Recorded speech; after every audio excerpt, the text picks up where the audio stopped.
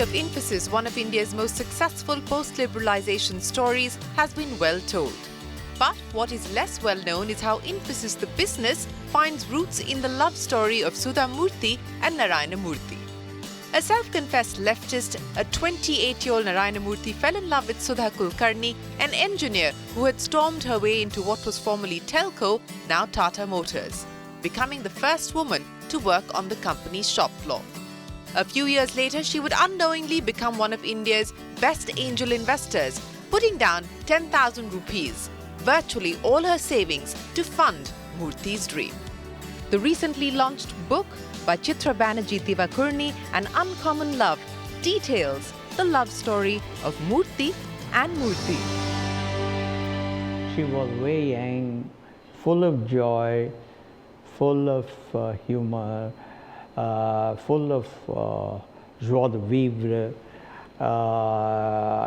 It was, she lit up the room. Was it love at first sight for you? I would say yes for me, but I don't know what she thinks. So I hope she too thinks so, but... Was it love at first sight for you, Mrs. Murthy? No. Because I was brought up in engineering college, only girl, with all male members, my classmates, friends. So talking to any other young man is as good as talking to a friend. Huh. It is not like, oh, if I meet a young man, I fall in love. No, I was not that kind. And I knew how to talk to a boy without feeling shy.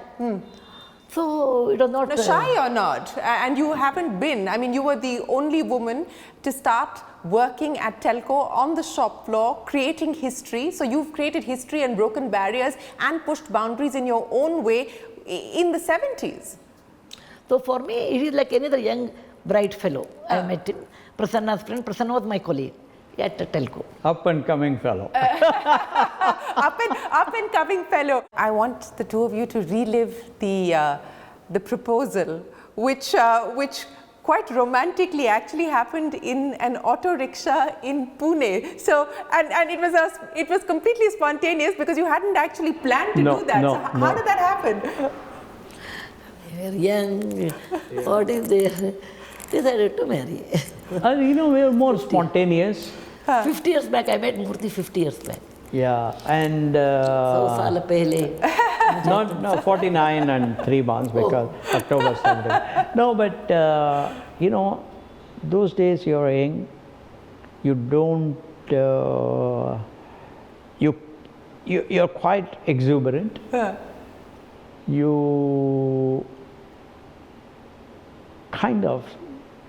Because you are exuberant and spontaneous, sometimes you don't analyze what you say very carefully before saying. And of course, when you're sitting next to a young girl, of course, the rickshaw driver is there in the front. But, as witness. Yes, absolutely. And we were coming from East Street in Pune. Of course, you've been in Pune, yes. So you know it very well. I don't need to describe to you. We had gone to Chungfa there. But Pune has changed a lot from our time. And then, by then, in some way, I knew I was going to take up a job because I had closed Softronics. And I had already got some inkling of what I would do, and I was a lot more confident. And there was, of course, a lot of skepticism from her side, father's side. Obviously, I don't blame him. For Akshat, I would have done the same thing. And so, in some way, there was that hurry, there was that exuberance. And I said, yeah, this is the time. And you didn't think whether you should give it some time to think about it? You said yes immediately. Well, by that time we knew each other for 4 years. 4 years. It's not a small time. And I knew what he is by that time. Okay. Eventually that culminated into the two of you getting married on the 10th of February 1978. And it wasn't an easy battle to win because you had to convince your father. You didn't do a very good job of trying to convince him when you showed up in a red shirt and showed up late. So you didn't win brownie points with your future father-in-law clearly, and had to work hard on that relationship. And you were very clear about how you wanted to do your wedding, a small wedding, and that didn't earn you sort of points from either families either. What was that like, to be able to negotiate one of the most significant events of your life on your own terms? I have 75 first cousins. I come from a huge family. Everybody has a family tree. I have a family forest. Okay, and it was the first wedding in my family, in the sense in my father's house. And naturally, when we celebrate that, all my cousins will turn up, and it will be minimum 200 people on my side, and apart from Murthys. So actually, I and Murthy thought about it. By doing that, what happens ultimately? People will come, eat, talk, and enjoy and go back. But we should know how we should live. Marriage is not one day event. It may be one day event for the parents and others. For us, it is a commitment for lifelong. So we said, let us be very simple, because we lived simple way. We should make our marriage in a very simple way. 800 rupees. We spent 800 rupees for the marriage. Together, 400 he paid, 400 I paid. My father was very upset because they wanted to make a grand wedding. And I told no, only my siblings and his siblings should come for the wedding. Then he said, I can't do it in Hubli, because in Hubli culture, if 8 people are called for the wedding, people will think that I'm runaway or a bride, that kind of, there's something wrong. He said, how can we perform in Hubli? He was a doctor and a professor. So every other person in Hubli, either a patient or his student. Okay. So he said, I have so much people. I mean, we have lived there 50 years. I can't do with 8 or 10 people. Then Murthy's mother, a very nice lady, she offered, we'll do in Bangalore, in the house. So on my side, there were 5 people or 6 people. My parents plus we 3 siblings, we are 4 children. Yeah. My aunt and my uncle who brought me up, because my grandparents were not there. And about 6, 7 on my end, and on Murthy's side, his siblings. That's it. Okay, that's it. And Murthy told me, the choice is, I'll give you 300 rupees. You want to buy a Mangal Sutra or you want to buy a sari? I said, sari will not last long, maybe Mangal Sutra will last long. I said, okay, I will have Mangal Sutra in a thread, not even in gold. Okay, that's it. Well, and, sorry, go ahead. No, come in. We had a lunch at the Raghavendra Swami temple, walking distance from our home. My mother used to live on 33rd Cross, 11th Main, and very within walking distance we had a Raghavendra Swami temple, and we had lunch there. The marriage itself was about half an hour, and she had tutored the priest, because she knows Sanskrit. The priest didn't know Sanskrit as well as she did. So she selected the various verses, and then it was all over in half an hour. Then we went to the temple, we had our lunch there, and by about 11:30, 11:45, it started at 10:30, by about 11:45, everything was all done. And there was a special wedding gift that she gave you. There was an account of all the money that she had spent on your dates, which amounted to about 4,200 rupees. Right. I was pretty good in that sense. I kind of, I made her pay for all our dinners. He started his own company, he did not have money. Before that, I voluntarily took half the salary at the Systems Research Institute, where I joined after I came back from Paris. I said, look, this is a startup and I want to make some sacrifice, otherwise startups don't mean anything. So I just took half the salary. Professor Krishna was a little bit uncomfortable and surprised. I said, no, don't worry, this is fine. So therefore, I hardly had any money. I would finish my money latest by 6th, 7th of a month, and then I would sponge on her.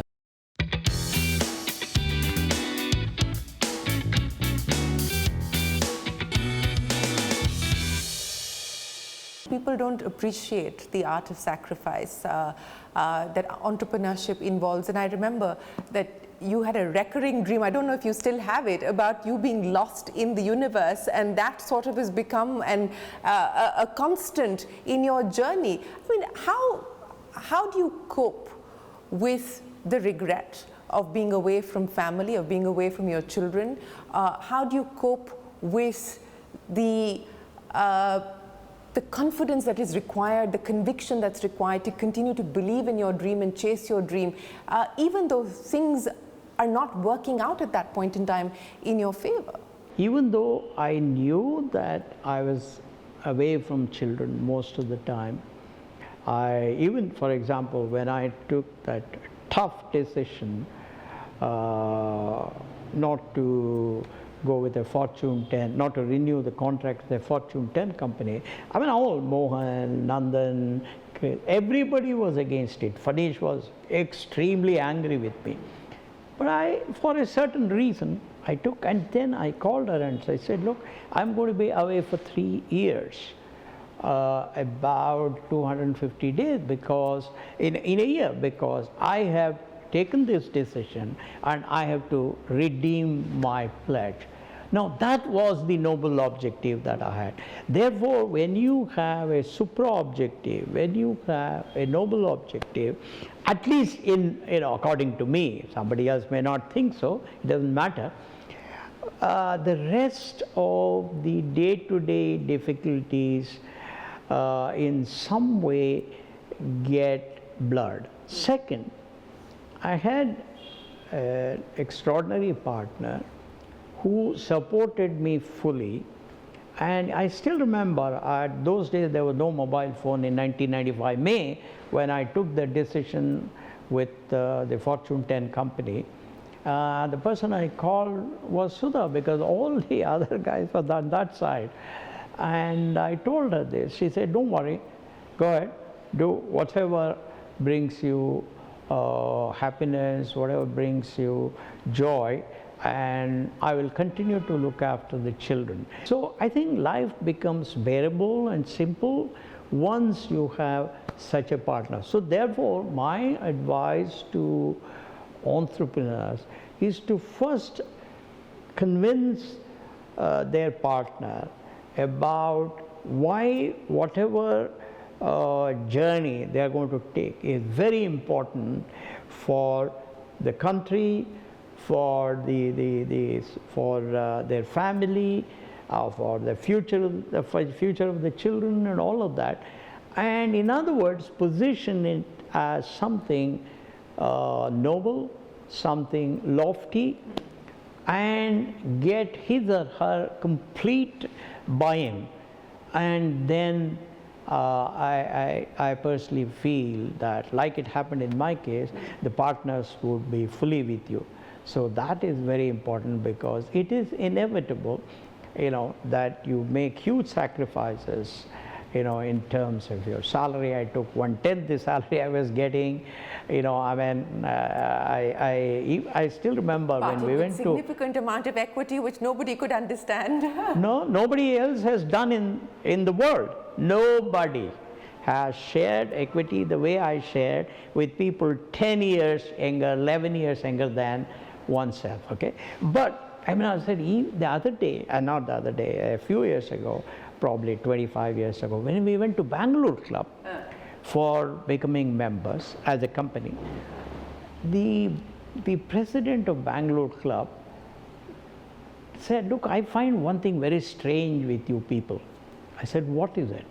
He said, here you are, Mr. Murthy, you are 10 or 11 years older than all these other people, and you are taking the same salary as all others. We have never come across one other instance in entire Bangalore Club history where somebody who was the managing director, somebody who was 10, 11 years older than others, taking the same salary. I want to understand from you the day when you told Mr. Murthy that you should be part of Infosys as well, because you were part of the story from the very start. You provided the seed capital. You in fact provided the very differentiating idea that Infosys should focus on the export market as opposed to the domestic market.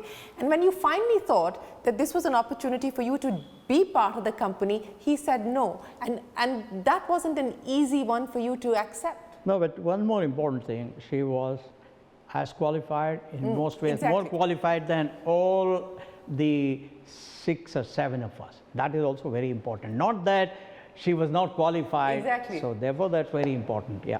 So why did you say no then? No, again, you know, I had this feeling that good corporate governance means not bringing family into it, because those days, it was only family rule. All kinds of children used to come and run the company. There used to be a violation of all laws. But later on, Shirin, I must tell you this, a few years ago, I had a long discussion with a couple of professors of philosophy from 2 extremely well-known universities in the world, and they said I was wrong.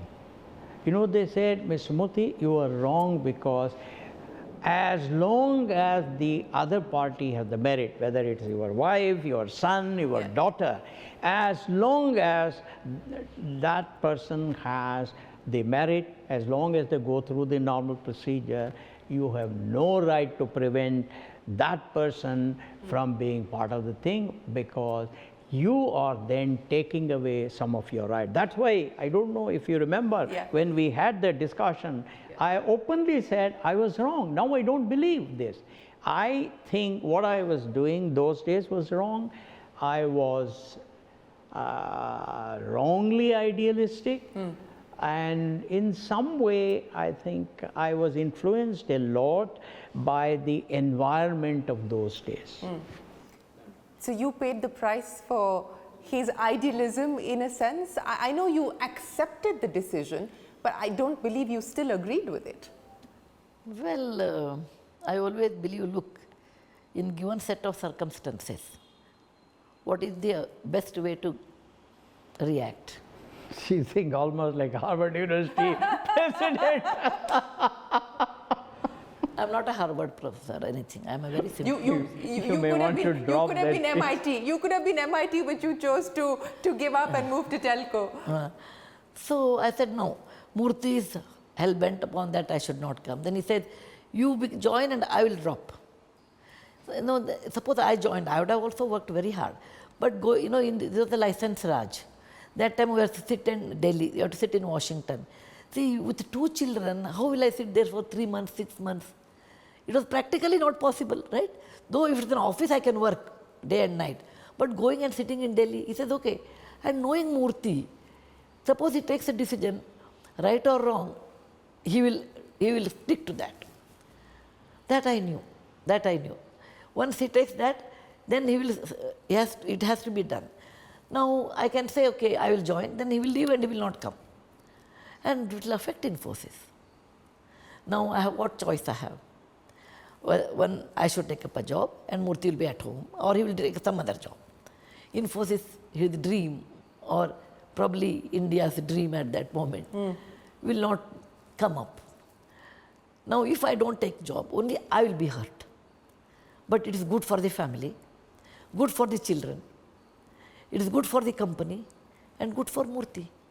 So when there are 4 good and 1 negative, and negative is about me, and I will manage it. You know, I want to talk about what ifs. What if you had decided to opt out and Sudha Murty had been running Infosys in place of you? What if the conversation that you had with Azim Premji had turned out a different way and you had actually decided to join Wipro? Do you ever think about that? Well, I think as Azim once told me, that was one of the biggest mistakes he committed. Was not to hire you? Not to, hire me. You would not have been a competitor at all. And there would have been no tough competitor for him in Bangalore, and which of course overtook Wipro pretty early. And so my view is that Sudha is less emotional than I am. A lot of my decisions are run by emotion. I cry very easily. I laugh very He reacts little. fast. I react fast. Not I emotional. yeah. He reacts faster than me. I react very fast. Wrong My most of the time. judgment has to be. Wrong most of the time. No, that I don't know. I think I believe in speed. I have fetish for excellence. With the result, sometimes I have a tendency to upset other people. Whereas she is a consensus builder, she understands every issue from the other person's point of view. She is a lot more forgiving. She is a lot more understanding, and therefore, probably she may have been a better leader than me. But I don't know whether the company would have grown as fast with as much as fierce a determination as it did when I was there. I don't know. I'm just saying that because I have this, I'm kind of very determined. I just have very strong views, all of that. So maybe they helped a little bit in many circumstances. What do you have to say about that? I don't, this is my nature, I don't think if A would not have been there, then B would have not happened. Hypothetical stuff. I don't do all those things. I always say, हाथ में क्या है वही सोचो. Now he has taken up, okay, let him run. I will run the family, I will talk to children, I will bring them up. I will teach, then I started computer science in Bangalore University. I will teach 3 hours, 4 hours, 5 hours. Yeah. So do something. And then when Rohan left, I started working overtime. Then started foundation. Yeah. But you know, I have a great belief that God will close one window, but He will open many doors to you. And that is true in my case. I did not join Infosys. What I would have been probably one of the technical directors and retired by this time, right? But the kind of work I did for a common man, for underprivileged people, touching their lives, that gave me a lot more satisfaction than anything else. So Infosys Foundation became my base. Building it, I learnt a lot. What my country, it is not software, it is not Bollywood, it is not English, it is something entirely different. What is helplessness and how each state behaves. Worked in 13 national disasters. Probably giving up or sacrificing what we call, you call it quote sacrifice, and I call as adjustment. Probably was my nature, and it really helped me a lot in building Infosys Foundation, because I could be easily understand, compassionate. I became a compassionate person, understand someone else's difficulty. And then I used to write, as a child I used to write. High school student I used to write, but I stopped when I went for engineering. Yeah. And I started writing after that. But at the age of 52, I started writing in English, not before that. I never ever planned I should become #1 bestseller, nothing of that sort. I write because writing is my expression of emotions.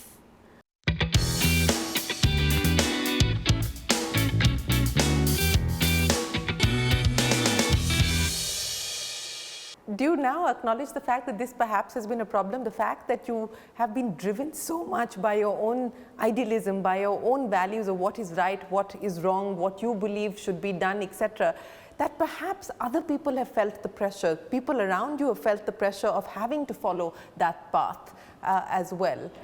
Well, I must confess, I've been guilty of that. There is no doubt about it. I was influenced strongly by my father. He was a very tough person.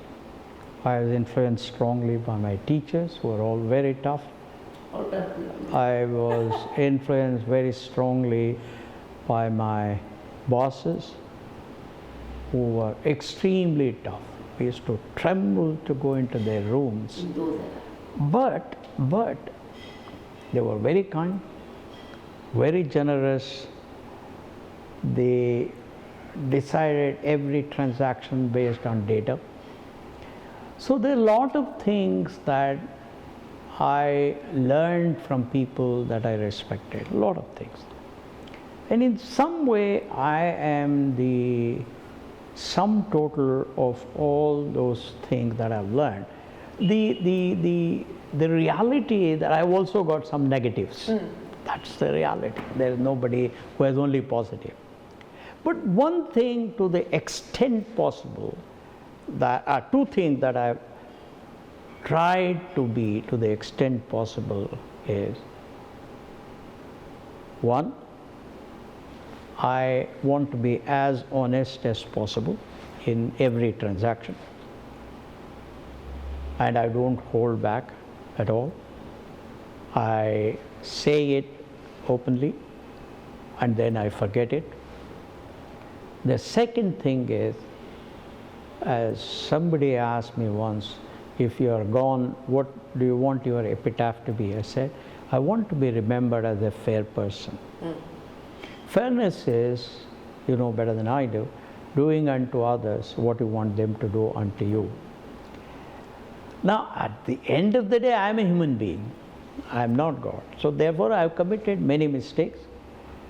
I have fallen short of various expectations from all stakeholders, but my intention has always been to be as honest as possible and to be as fair as possible. Are you surprised by the blowback that the 70-hour week comment of yours has got? No, I rationalized it this way.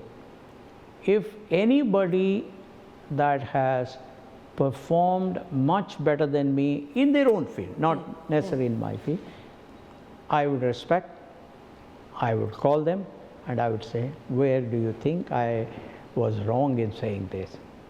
But I didn't find. A lot of my Western friends, a lot of NRIs, a lot of good people in India called me, and without exception, they were all very happy. They all said, whether it's 70, 60, that's not the issue. The issue is that we have to work hard in this country, because the poor farmer works very hard. You know, the poor factory worker works very hard. So therefore, those of us who received education at a huge discount, thanks to the subsidy from the government for all these educations too. In my case, I got scholarship right from my pre-university, national scholarship. So I said, we owe it to the less fortunate citizens of India to work extremely hard. So therefore, whenever somebody who has performed better than me comments on it, I would take it very seriously, but not otherwise, no. I come from a doctor's family. My father used to work more than 70 hours a week. My sister is a doctor. She also works more than 70 hours. Murthy has worked 90 hours a week. No, here I used to go 6.5 days. Even in Electronic City, I used to work 6.5 days. And every day I would leave home at 6 a.m. in the morning. I would be in the office at 6:20, and I would leave by about 8:15, 8:30. Then only Mohan would leave.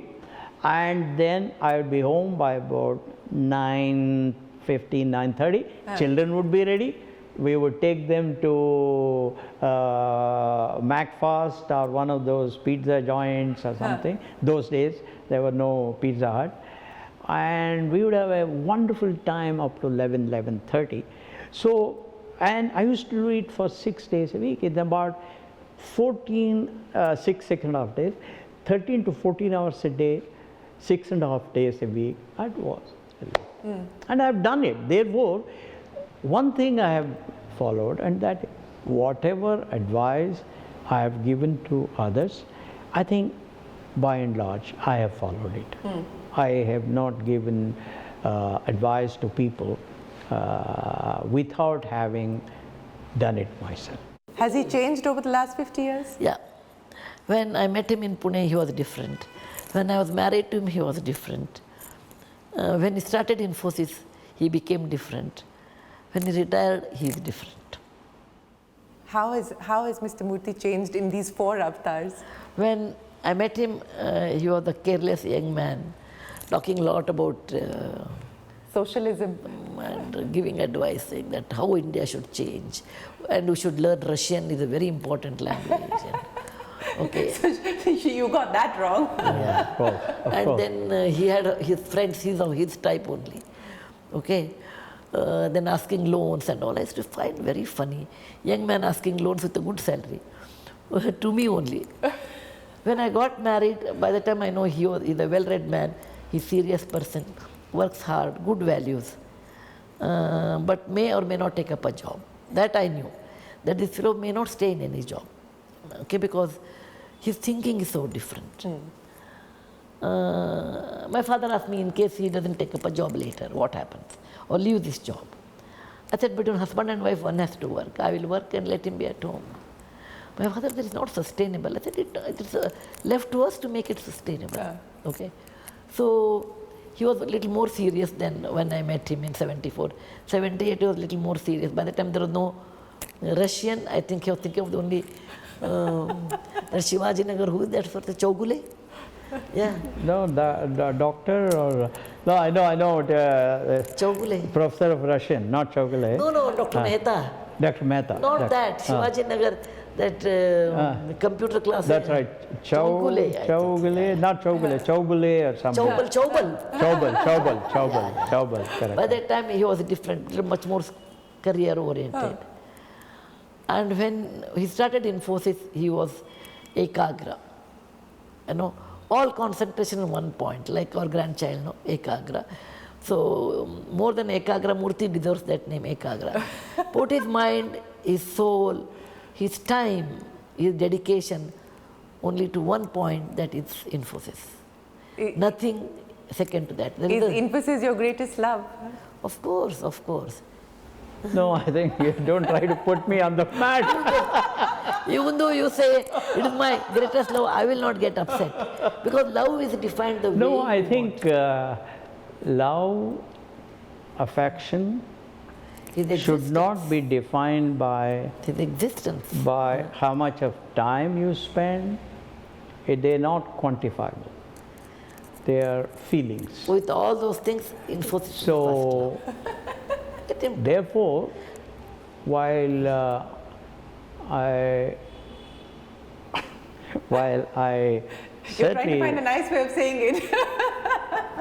while I certainly feel that definitely, I think Sudha is my No. Those things I don't. Even though you say second, I don't mind. Because you definitely can talk any word. Infosys was very important. For his heart, It's almost like the third child. It was like the it's a third child. Yeah, But it's that's what heartbeat. I've said. So therefore, that You should accept it. I wholeheartedly accept it, because he has put his all young days, his all energy, and his entire, whatever he has in his mind, everything in one company. And that's the reason a small company with 7 people, today you have 2 lakhs people. It won't happen in one day. Yeah. A man's sacrifice, 100% giving up. That is different than loving his wife. One can love his wife, that's a different thing. But giving up everything for a cause, and I appreciate that. It's not easy. Everybody cannot be Narayana Murthy. He is. And everyone cannot be Sudha Murty either. many times. I'm only at the back, behind every success. The safety net, as you call yourself. Yeah. I always say, whatever I am, I told him once in Rohan's marriage, I think, behind every successful woman, there is an understanding man. That's very important. And in my life, it has worked that way. because I will go to tsunami for 3 months. And no husband will feel that wife is missing. And Murthy said, make a call once a day. I said, once a week I will do, because I'm so busy with the work. And that time there was no cell phones, etc. Even though there was no connection in olden days. Then so this COVID time, not a single day I was free. Okay, every day busy. And he understands my passion. And he always encourages. He doesn't ask me how much money I spend on philanthropy. One day I was telling him, I wanted to stand in the bank guarantee for these sex workers. It was 3 crore rupees. Then bank said somebody should stand. I told Murthy, suppose Murthy, you assume that I bought a necklace for 3 crore. And then I lost it in a wedding. What is your reaction? He said, he was reading paper and he kept the paper down and said, they're all hypothetical cases. You will never buy a necklace of 3 crore. Suppose you buy 3 crore, you will never lose. You are a Kulkarni. You are very careful with things. Family of accountants. Accountants, and you are very careful people. So he said, tell me what is in your mind. I said, I want to stand as a bank guarantee to 3,000 people who are extremely poor. They may not pay back. I may lose 3 crore. He said, you say that is the reason and you stand, it doesn't matter. Which husband will say, you lose 3 crore and you stand as a bank guarantee? Then I told him, rich people may backstab or may cheat you, but poor people will not. And all 3,000 of them returned the loan. So at 78, now that you have taken a back seat from an active life at Infosys, and that dream of course continues. No, not back seat, I have disappeared. Disappeared. Except when they invite me, Yes, that's of course. yes. What is the dream that you have for the two of you? No, well, first of all, we have the grandchildren. Krishna is in a residential school called Wickham Abbey, just outside London. Anushka will go to either that school or some other school next year. Ekagra is just born, with just a month and a half. So we live our dream through our grandchildren, our children, our daughter-in-law, our son-in-law, our friends, our younger colleagues at Infosys, our younger colleagues at Catamaran.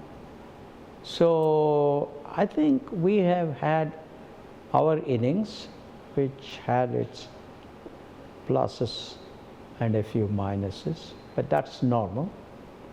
And this is the time for us to cheer the marathon runners who are younger, smarter, and more capable. That's what I would say.